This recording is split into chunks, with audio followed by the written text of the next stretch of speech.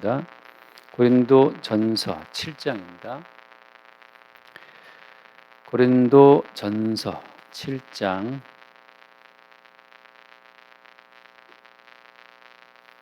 8절부터 보겠습니다. 고린도전서 7장 8절로 14절까지 봅니다. 8절로 14절 주보에 제가 좀 길게 했는데 좀 잘라야 될 것 같아요. 자, 7장 8절 내가 결혼하지 아니한 자들과 과부들에게 이르노니 나와 같이 그냥 지내는 것이 좋으니라. 만일 절제할 수 없거든 결혼하라. 정욕이 불같이 타는 것보다 결혼하는 것이 나으니라. 결혼한 자들에게 내가 명하노니 명하는 자는 내가 아니요 주시라. 여자는 남편에게서 갈라서지 말고 만일 갈라섰으면 그대로 지내든지 다시 그 남편과 화합하든지 하라. 남편도 아내를 버리지 말라. 그 나머지 사람들에게 내가 말하노니 이는 주의 명령이 아니라 만일 어떤 형제에게 믿지 아니하는 아내가 있어 남편과 함께 살기를 좋아하거든 그를 버리지 말며 어떤 여자에게 믿지 아니하는 남편이 있어 아내와 함께 살기를 좋아하거든 그 남편을 버리지 말라. 믿지 아니하는 남편이 아내로 말미암아 거룩하게 되고 믿지 아니하는 아내가 남편으로 말미암아 거룩하게 되나니 그렇지 아니하면 너희 자녀도 깨끗하지 못하니라. 그러나 이제 거룩하니라. 여기까지 보겠습니다. 네, 계속 결혼에 대한 이야기를 사도가 길게 언급하고 있어요. 왜냐하면 그만큼 사람들이 결혼에 대해서 가치를 두고 있다는 것이고 또 이 결혼을 에워싸고 많은 문제가 생기잖아요.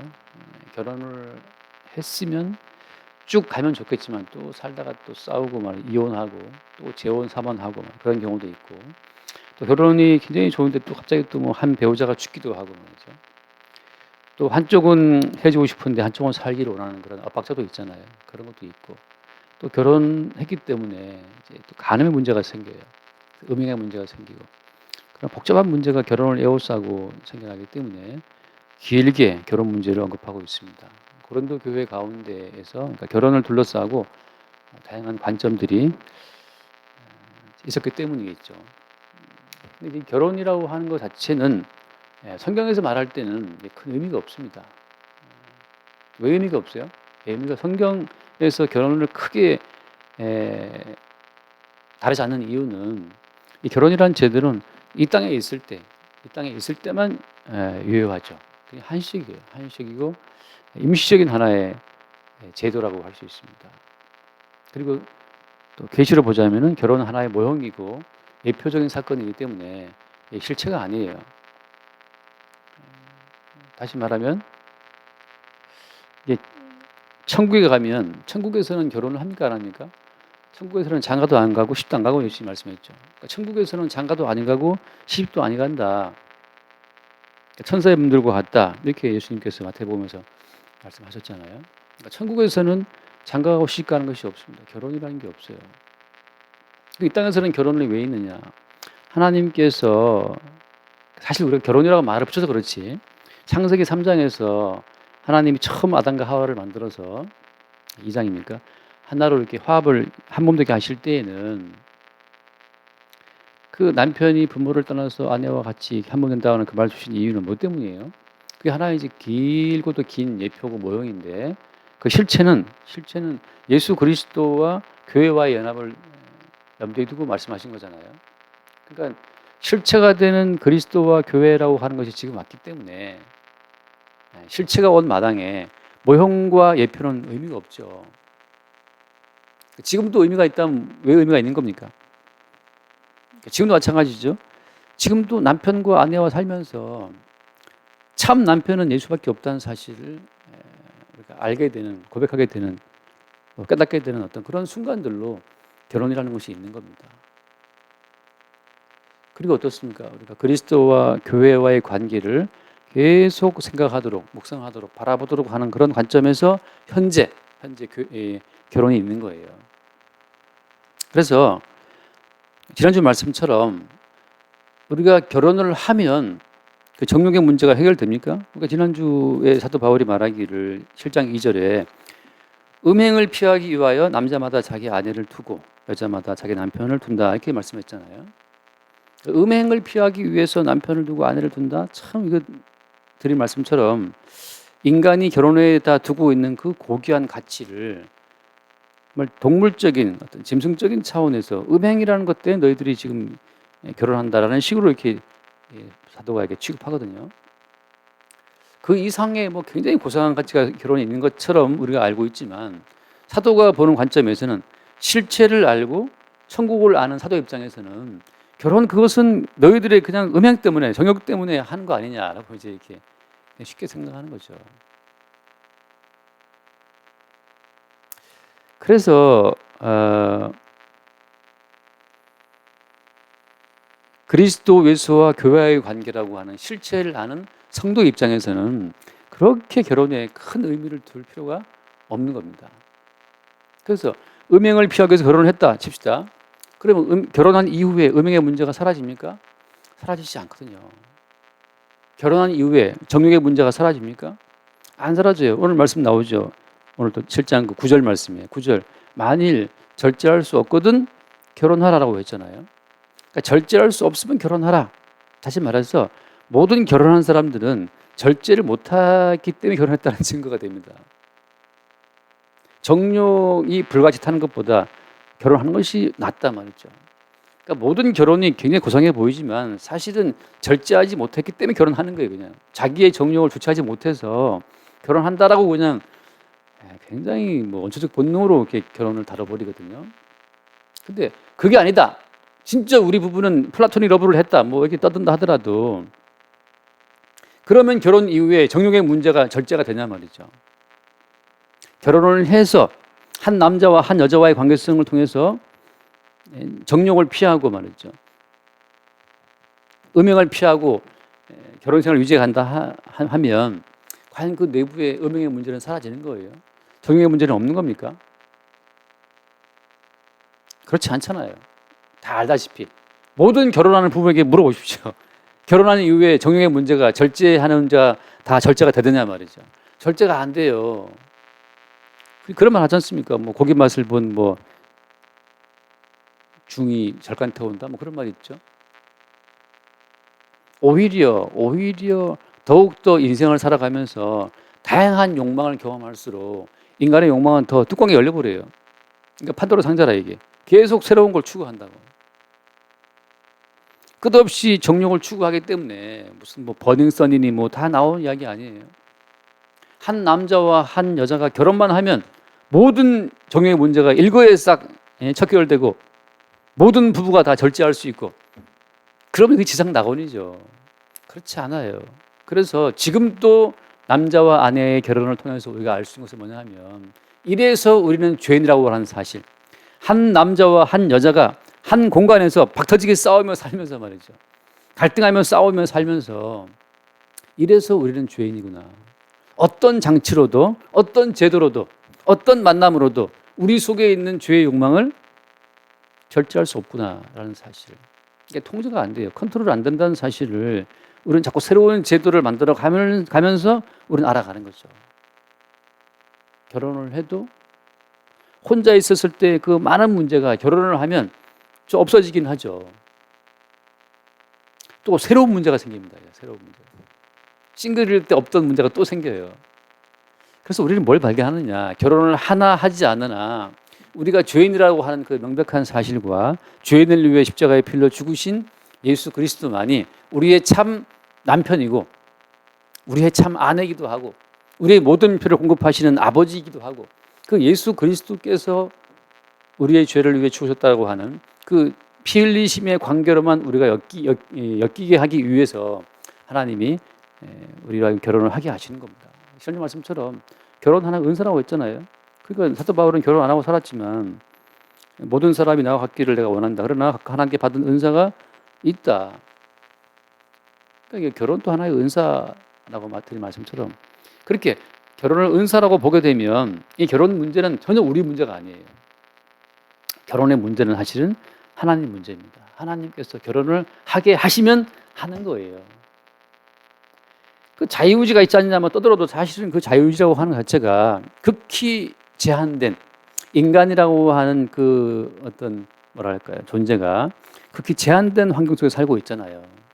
산소 속에 있어야 되고 육지에 살아야 되고 몇몇 고도 이내에 살아야 되고 뭐 그런 조건들이 많단 말이죠.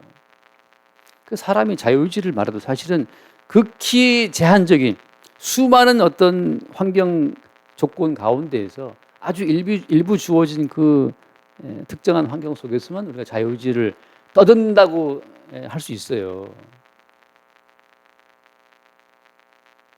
우리가 만나는 사람들, 뭐 대한민국 서울 뭐 그렇게 만나겠죠. 뭐 설마 뭐 갑자기 아프리카 만나겠습니까? 그런 경우가 드물잖아요. 아프리카 간다면 몰라도. 야, 소개팅에서 오늘 뭐 케냐에서 온 사람이야. 이렇게도 쉽지 않잖아요. 그래서 결혼 자체를 내가 한다라고 생각하는 것이 아니라 성경에서는 은사이기 때문에 하나님이 그 결혼을 하게 하시는 것이라고 우리가 받아야 된다는 거죠. 그래서 예를 들어서 아브라함이 이삭을 구할 때 그 인근 가나안 땅 근처에서 이삭의 며느리를 구하지 않잖아요. 그지 저 멀리 보내서 구하고 종이 기도하는 가운데 우물가에 있다가 말이죠.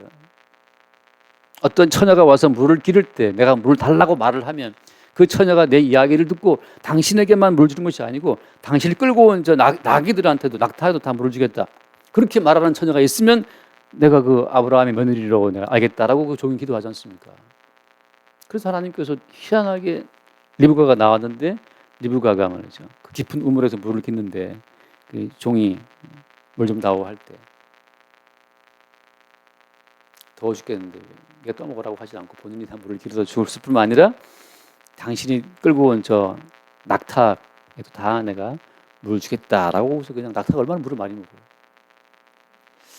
조금 이상한 여자 아닌가 싶기도 해요. 낙타가 얼마나 물을 많이 먹는데 그 더운데 그 수고를 해서 물을 다 이렇게 말이죠. 갑자기 계속 꼬락꼬락 소리가 나서 결혼은 은사다. 어떤 사람은 결혼은 미친짓이다 이렇게 말했지만 결혼은 은사예요. 그래서 내가 지금 만난 남편, 내가 지금 만난 아내 왜 제 왼수를 만났을까라고 생각하지 말고 하나님께서 그 수없이 많고 많은 만남 가운데 지금 그 남자를, 지금 그 여자를 남편으로 아내로 만나게 하신 겁니다. 근데 실제적으로 이삭이 그렇게 하나님이 예비하신 가운데 리브가를 데리고 와서 결혼을 했는데 이삭이 행복했을까요? 모르겠어요. 왜 모르겠냐 하면 나중에 그 리브가가 야곱을 사랑해서 남편을 속이잖아요. 대부분 제가 알고 있는 남편과 아내 사이가 좋은 관계들은 자식보다도 남편과 아내가 먼저입니다. 남편과 아내가 먼저 결정을 해서 아이들에게 통보하고 아이 컨트롤 나가는 거지. 아들하고 짜고 애비를 속이는 그런 와이프는 글쎄 그런 관계였으면 남편과 정말 행복했을까? 뭐 그런 생각이 제가 들기도 합니다. 리브가가 그 물동이를 이고 말이죠. 그 아브라함의 종과 그 낙타들을 먹일 정도면은 굉장히 힘이 셌다고 생각되는데 뭐 어쨌든 간에 그래요. 그렇게 하나님 예배하신 가운데 이삭은 결혼했죠. 이게 은사로서의 결혼입니다. 야곱도 보세요. 야곱도 형에게 쫓겨서 머나먼 타국으로 가서 그 외삼촌 라반 집에서 갔을 때 그때 원래 야곱은 라헬을 사랑해서 라헬만 있으면 됐거든요. 라헬하고만 살기를 바랬어요. 야곱이. 근데 이상하게도 어떤 첫 번째 부인이 라헬이 아니고 별로 안 사랑했던, 별로 마음에 안 들었던 이름 생각 안 나요? 레아랑 결혼이 됐단 말이죠. 결혼은 은사입니다. 물론 이제 믿지 않는 사람의 경우에는 내가 택해서 내가 결혼했다고 우길 수 있지만 결혼은 은사예요. 이게 수없이 많은 만남과 만남의 그 어떤 그 교차 가운데에서 지금 그 남자와 지금 그 여자와 만나게 된 겁니다. 그래서 오늘 말씀에 그 뭐라 그럽니까? 여기 뭐 본문 말씀 보면 10절에 결혼한 자들에게 내가 말한다. 내가 명한다. 이 명명이에요. 결혼한 자 내가 명명한다 말이죠. 이 명명은 내가 하는 것이 아니고 주님이 하시는 거라는 거죠. 주님이 하시는 거다. 여자는 남편에게서 갈라지지 말고 만일 갈라섰으면 그대로 지내든지 다시 그 남편과 화받든지 하라. 또 남편도 아내를 버리지 말라. 이게 뭐예요? 이게 내가 명한다. 이건 내 명명이 아니고 주의 명명이다라고 하잖아요. 이혼하지 말라는 거죠. 그러니까 웬만하면 왜? 수없이 많은 어떤 만남 가운데 하나님께서 은사로 주신 결혼이기 때문에 그 웬만하면 하지 말라. 물론 이제 어떤 분들 상담을 제가 들은 케이스가 있어요. 남편한테 맞아가지고 너무 남편에게 어떤 맞아가지고 고통스러운데 이혼을 해야 되느냐라고 상담해왔던 어떤 케이스를 제가 이제 전에 들었어요. 상담 전문으로 하신 목사님한테 들었는데, 그래서 이제 그분 이야기는 자기는 성경도 알고 상담도 알기 때문에 상담으로 보자면 당연히 이혼해야 되는데 성경으로 보자면 이혼을 주께서 원하지 않는 것 같으니까 그 상담하신 목사님이 좀 망설였다 말을 저한테 한 적이 있어요. 저는 듣고 그랬어요. 이혼하지. 그랬어요. 왜냐하면 결혼 자체가 큰 문제가 아니기 때문에. 근데 오늘 사도 바울이 말하기를 결혼한 자에게 내가 명한다. 갈라서지 말라고 돼 있단 말이죠. 여기서 말하는 거 갈라서지 말라라고 하는 것은 이건 거의 뭐 자기의 어떤 자기의 의지로 자기의 마음은 뜻대로 갈라서는 것을 말하고 있는 겁니다. 얻어 맞아가지고 살 수 없기 때문에 뭐 그런 차원이 아니고, 그래서 내가 뭐 딴 여자가 마음에 들었어. 그래서 갈라서자, 우리 갈라서. 이런 식의 어떤 결혼을 말하는 거고, 뭐가 좀 마음에 안 든다고 해서 갈라서 뭐 그런 축하면 뭐 싸우다가 뭐 우리 이혼해 도장 찍어 뭐 그런 식의 다툼 가운데 나오는 갈라섬을 말하는 것이 아닙니다. 그런 갈라섬을 말하는 거죠. 그렇기 때문에 그런 것은 하지 말라 이거죠. 너희들이 만남이라고 하는 것은 우연도 아니고 하나님의 은사이기 때문에. 그러나 예를 들어서 그렇게 아내를 구타해서 뼈를 부러뜨렸다, 이것은 사실 뭐 그거는 그냥 아내를 하나의 몸종, 하나의 하인으로 보는 거잖아요. 아내로 보는 게 아니죠. 그러면 그거는 이미 남편이 나를 아내로 안 보는데 생각할 이유가 없잖아요. 갈비뼈가 부러져서 뭐 병원에 갔다, 그 정도면 남편이 아내를 아내로 보는 게 아니고 이건 뭐 샌드백으로 보는 거니까 그거 뭐 하고 살 이유가 없어요. 그래서 뭐 저는 생각할 때 그러면 갈라서라 말이지. 거기 살다가 죽는다. 물론 죽는 것도 순결하고 그럴 수 있지만 그렇게까지 뭐 이렇게 강요할 수는 없잖아요. 그러니까 그런 케이스는 갈라서야겠지만 오늘 사도가 말하는 것은 다른 이유로 그냥 멋대로 마음 심심해서 갈라서는 거, 그런 정도의 갈라섬을 말하고 있는 겁니다. 음욕의 문제로 말이죠. 그런 것이 아니고 이거는 은사 가운데 주신 결혼이기 때문에 그냥 가는 겁니다. 근데 더 큰 결론은, 나머지 결론은 뭡니까? 그렇다 하더라도 이미 결혼에 하나님이 심어 놓으신 그 실체, 그리스도와 교회의 관계를 보여주는 관계성 자체가 이미 다 드러났기 때문에, 실체가 왔기 때문에, 모형적인 의미가 다 이제 드러났기 때문에 굳이 결혼에 우리가 매일 필요가 없다는 거죠. 다만 결혼을 하든 하지 않든 우리는 거기서 뭘 발견하는 겁니까? 우리의 죄인됨을 발견하는 거죠. 새로운 죄인됨, 새로운 만남을 통해서 또 전에 몰랐던 새로운 죄가 또 유발돼요. 새로운 만남을 통해 또 새로운 만남이 확장되면서 또 새로운 죄의 요소가 또 폭발합니다. 계속해서 우리의 죄인됨과 더불어 죄인됨이 깊게 넓게 드러날수록 그 죄인들을 위해 희생하신 예수님의 공로와 사랑도 더 깊고 넓게 드러나는 거죠. 그래서 이게 엄밀히 말하면 사람이 인생을 살아갈수록 자기의 죄인됨을 더 깊이 아는 거예요. 동시에 그것은 무엇을 말하는 겁니까? 자기의 죄인됨이 깊어진 만큼 예수님의 속죄의 은총을 더 깊이 알아간다는 거예요. 어린 꼬마 아이들이 주여 제가 죄인입니다 이렇게 말할 때 그가 말하는 그 죄인이라고 하는 그 죄의 개념은 정말 지극히 어떻게 우습죠. 그러나 그 죄의 깊이라고 하는 것은 사실 끝이 없어요. 지옥이 무적행이라고 보통 하잖아요. 무적행이라는 것은 끝이 없는 어떤 갱도라는 건데, 지옥이 끝도 없는 그 불타오르는 공간이라면 인간의 죄악도 사실은 끝도 없다는 뜻입니다. 인간의 죄는 끝도 없이 생성돼요.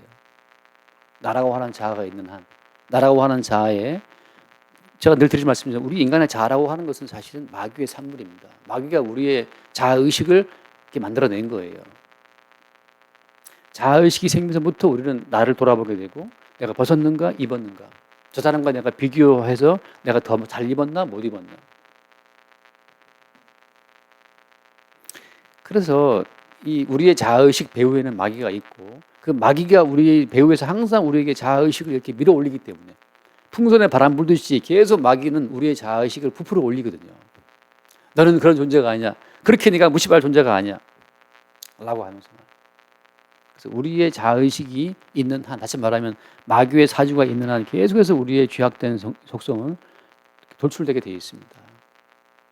근데 놀라운 것은 주님께서 품고 있는 어떤 만유라고 하는 것은 지옥까지 품고 있잖아요. 지옥 자체가 우리 주님의 통제 가운데 있잖아요. 어떤 분과 뭐 대화할 때 지옥은 주님이 안 계시는 곳이기 때문에 그건 영화의 형벌이라고 그러는데, 그럼 지옥은 정말 뭐 그런 뭡니까? 지옥은 무정부 상태가 아니라고요. 지옥도 주의 통제 가운데 있죠. 그러니까 그 무한한 죄, 그리고 그 무한한 죄가 있기 때문에 발생된 무한한 지옥까지 포함하시는 그 주님이기 때문에 주님의 용서와 사랑은 훨씬 더 큰 거죠. 그래서 주님의 사랑을 말할 때 어떻게 무슨 말을 합니까? 주님의 사랑을 표현할 때 주님의 사랑은 죽음보다 강하다는 표현을 쓰거든요. 죽음보다 강하다. 어떤 남녀가 아무리 사랑한다 하더라도 죽음보다 강한 사랑을 할 수는 없어요. 왜? 죽어버리면 끝이니까. 죽어도 뭘 도울 수 있습니까? 내가 죽은 후에도 내가 너를 지켜줄게 뭐 이런 말은 있지만 그건 말이죠. 그냥 어떤 인간도 죽음보다 강한 사랑을 할 수는 없어요. 그러나 예수님께서는 어떻습니까? 죽음 속에서 우리를 끄집어내시니까, 우리가 어떻게 죽어도 죽음 속에서 우리를 끄집어내시는 분이 주님이기 때문에 주님의 사랑만은 죽음보다 강한 사랑이죠.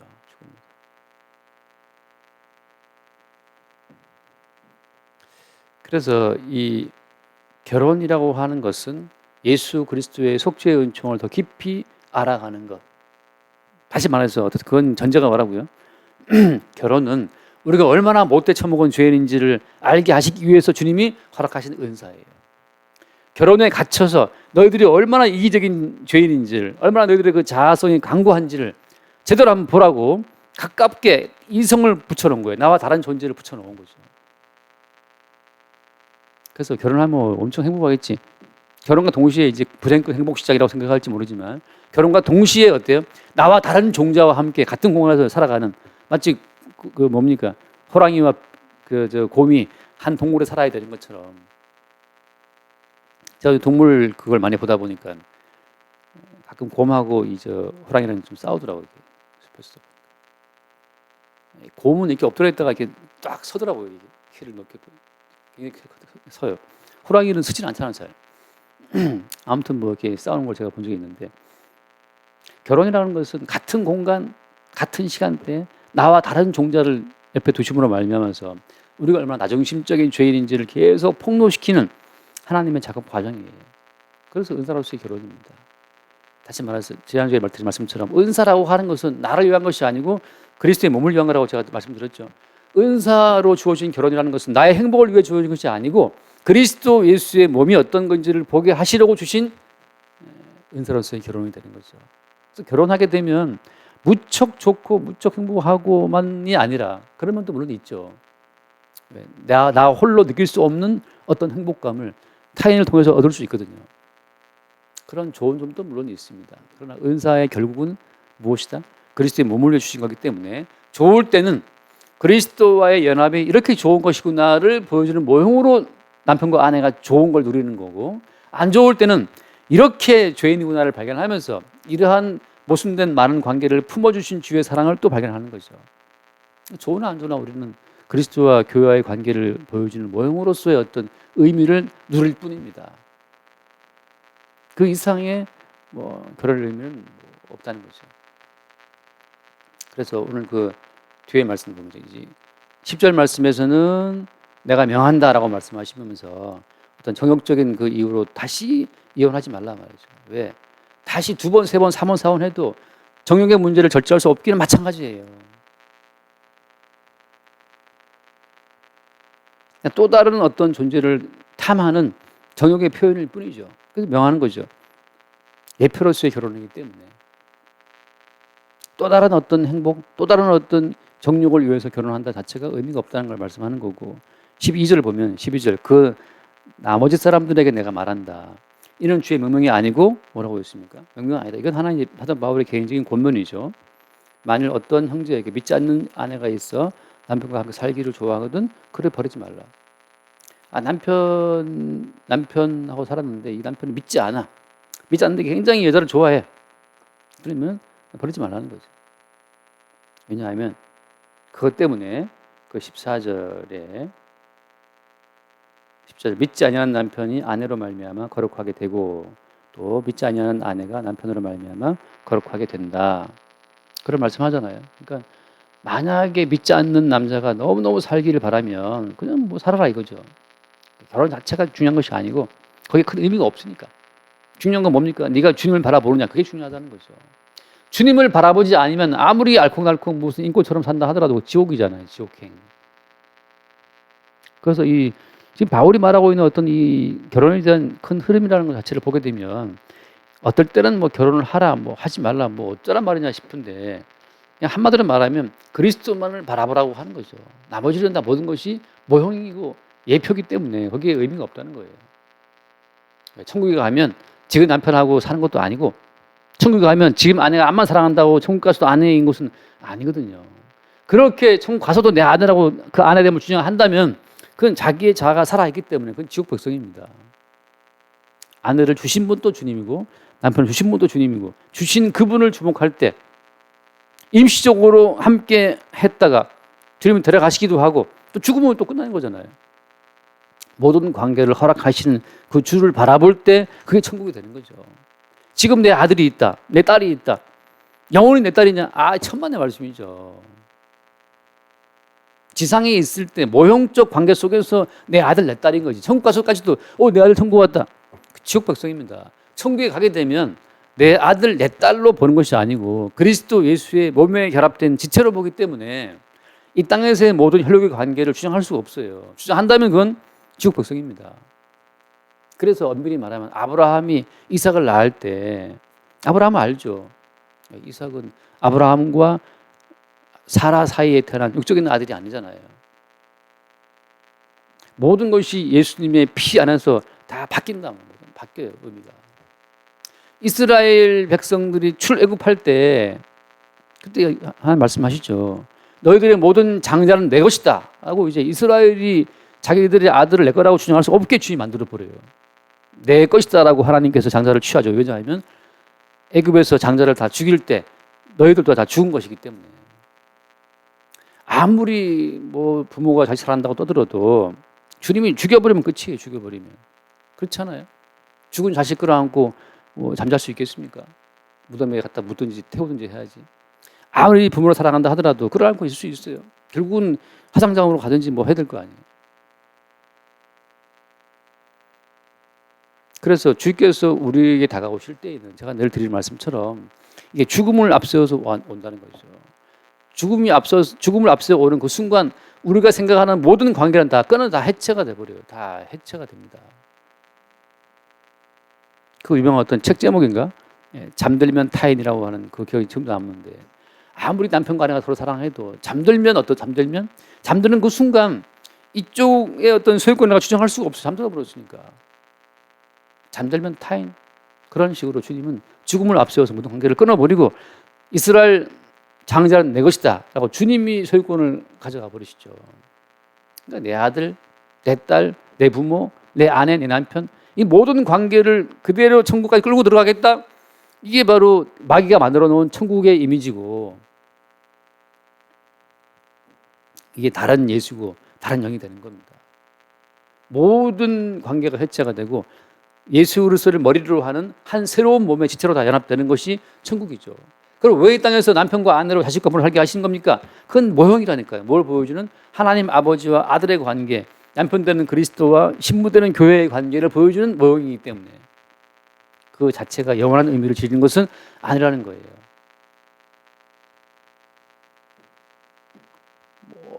어젠가 뉴스를 보다 보니까 무슨 여자가 술 먹고 남의 집에 들어가서 그 남의 남편하고 잠자리를 가진 거예요. 그 남자가 어떤 이상해서 처음에 나중에 깨서 불 켜고 보니까 딴 여자가 벌거벗고 있는 거죠. 그래서 놀라서 막 신고를 하고 옆방에 자고 있던 부인이 뛰어와서 그 현장을 보고 말이죠. 그래서 그 여자가 징역 뭐 몇 개월 됐다고 이렇게 나오더라고. 잠들면 이게 뭐 내 남자인지 내 여자인지 그 알지 못하는 정도의 그런 지각의 한계를 가지고 있는 게 인간이에요. 아무리 내가 내 아내다 내 남편이라고 주장을 한다 하더라도 우리의 이 의식은 우리의 이성은 무척 제한적이기 때문에 아침에 아이가 가방 메고 학교 간다. 부모지만 그 아이의 학교 생활 전체를 볼 수가 없잖아요. 주님께서는 항상 우리를 끌으시는 거죠. 매 순간순간 죽음으로 끊어버리는 거죠. 그래서 모두가 다 각자의 위치에서 머리이신 예수를 바라보도록, 학교에 가 있는 순간 부모지만 어떻게 아이를 컨트롤할 수 없잖아요. 그 아이도 주를 바라보도록, 남편 회사 가 있는 동안 내가 볼 수 없죠. 남편 회사에서 일을 하는지 뭐 바람피러 가는지 뭐 알 수 없어요. 현장에 주를 바라보도록 모든 관계를 주님이 수시로 끊어버려요. 끊어버려서 모든 관계들을 수시로 각자의 자리에서 머리신 예수를 바라보도록, 그게 영적으로 세워지는 하나의 거대한 새로운 몸이죠. 그래서 이렇게 우리가 뭐 결혼 자체를 유지하려고 애를 쓴다고 하더라도 이게 세워지는 것이 아니고, 나는 결혼은 뭐 관심 없어, 난 장가 안 갈 거야, 떠들어도 갑자기 어느 순간 또 뭐가 또 씌어갖고 또 휙 가는 수도 있어요. 그래서 결혼은 은사다 그냥. 그걸 통해서 주님은 계속해서 우리의 죄인됨을 들춰내시고 죄인들을 위해 죽으신 예수 그리스도의 십자가의 은총을 증거하시는 그 용도로만 우리의 모든 관계성을 활용하신다고 하는 겁니다. 그래서 그냥 너와 내가 자식과 부모 관계 만난 것이고, 너와 내가 남편과 아내 만난 것이고, 너와 내가 같은 뭐 회사 동료, 같은 교인, 다 그거밖에 없어요. 우리가 교회 나온다? 교회 나오면 좋은 면도 있겠죠. 근데 교회 나와서 또 어떻습니까? 꼴 보기 싫은 사람도 본다 이 말이죠. 그래서 교회 나오면서 또 우리의 죄인됨을 봐요.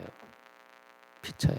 그래서 모든 관계성 속에서 죄인됨을 발견함과 그 죄인들을 위해 죽으신 예수의 은총을 볼 수 있다면 그 관계가 주께서 은사로 주신 모든 관계의 목적이라고 하는 거죠. 목적. 오늘 또 우리가 인위적으로 유지하려고 애쓰는 모든 관계를 뚝뚝뚝 끊어버리시고 성령 안에서 새롭게 그리스도 예수를 바라보는 관계로 묶으시는 그 주의 역사가 있게 되기를 바랍니다. 기도하겠습니다. 존귀하신 주님 감사합니다. 결혼을 해도 하지 않아도 그 자체로서 의미 없음을 알게 하시고, 우리를 결혼하게 하시고 또 결혼하지 않게 하시고 다투게 하시고 싸우게 하시는 그 모든 과정을 통해 십자가에서 넉넉히 우리를 품으시는 그 예수님만 바라볼 수 있도록 우리를 이끌어 주옵소서. 우리 주 예수 이름으로 기도드립니다. 아멘.